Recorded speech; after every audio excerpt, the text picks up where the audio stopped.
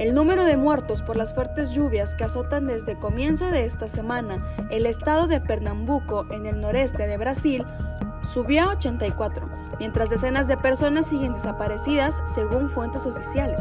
El gobernador de Pernambuco, Paulo Camara, informó que 79 de las 84 víctimas fallecieron entre la noche del viernes y este domingo, cuando se registraron intensas precipitaciones en el estado, principalmente en la región metropolitana de Recife, donde 20 personas murieron cuando una luz de tierra se llevó por delante decenas de viviendas construidas sobre pequeñas colinas.